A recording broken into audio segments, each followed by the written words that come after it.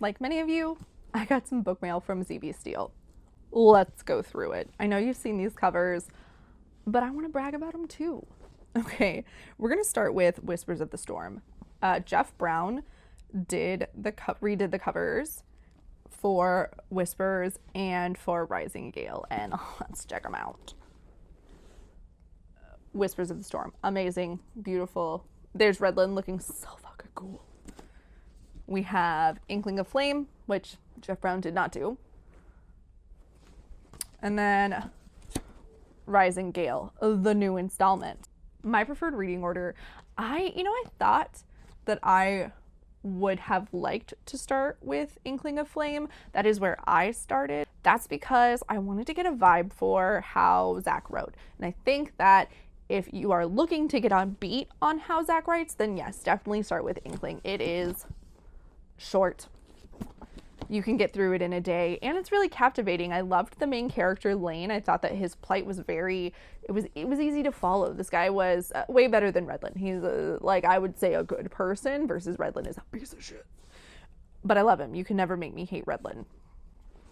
So I would start Whispers of Storm,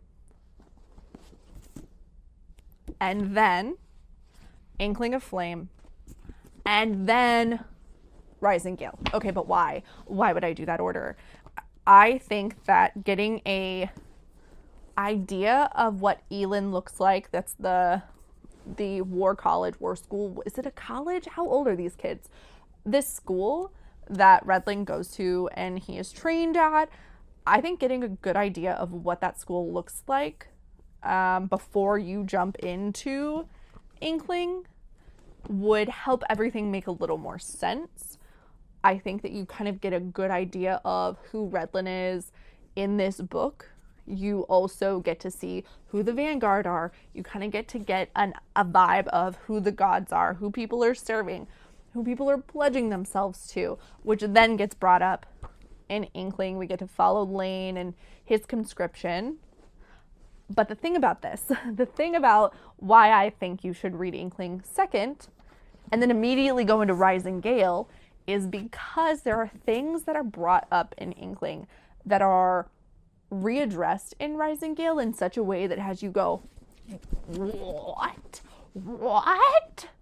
And I've talked to Zach about it, and he has planned this since he started writing. It is not something that you go, when you're writing or you're like, oh man, yeah, that could totally work. Oh, I'm a genius. No, Zach has planned this from the very start. So just know when you get to that point in Rising Gale, you're like, oh, right? Okay, Inkling and then Rising Gale. Rising Gale has to be my favorite out of the installment, and the reason it is my favorite so far, a few things. I think that Zach has such a better handle on who Redlin is in this book, and it comes through in Redlin's voice. That's not to say that Whispers was bad. I loved Whispers, but there was just something about how compelling Redlin's character was, despite all of his lying, despite all of the things that he does that are just so frustrating and make you want to shake him. Despite all of that, his narrative is so captivating. Like, why are you the way that you are? And we kind of get to see that a little bit more. I also really enjoy the fact that we get to see kind of more of the apostates and how they go on to become Reapers. It's hinted at in Whispers, but we don't really get to see it at all. And in this one, we get to see it, and it's crazy. It's real messed up. I also really liked the view that we get to see of the gods. So the gods,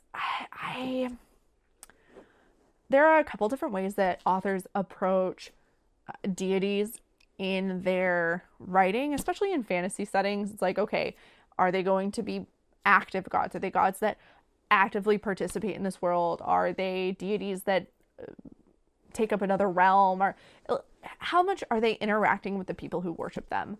The Pantheon in Song of the Damned is going to be surprisingly active in the actual world, and we get to see at one point how the gods interact with not only the characters in this book, but also each other in the physical world, which was crazy. I like that we get to see that they are operating outside of human standards, morality, timelines, all of these things that you would kind of judge and rule your own life by. That's nope, not God's. Like, you would think maybe the people who emulate, say, Balin, are going to live their lives in a way that was proclaimed by Balin, in the light of Balin. In his light, they were going to serve him and live their lives in a way that he has proclaimed, in a way that he would operate within this world. No, false. They do whatever they want. And it's crazy, and it's chaos. And I really, really liked that because they're almost like a wild card in this. I also love that we get to see kind of how Redlin becomes a Reaper. So it is never, ever questioned that Redlin is going to become a Reaper. But how? It's not a surprise, starting in Whispers, to know that he becomes a Reaper. It's not surprising at all. But I don't think we really get to see a whole lot about the why. We get to, in Inkling, see him be a Reaper, which was crazy. And then in Rising Gale, we start to dig into his character, and you start to get this sense of like, oh, maybe this is why. This is how he becomes an apostate and a Reaper. This is how it happens. Things start to click and make sense and fall into place.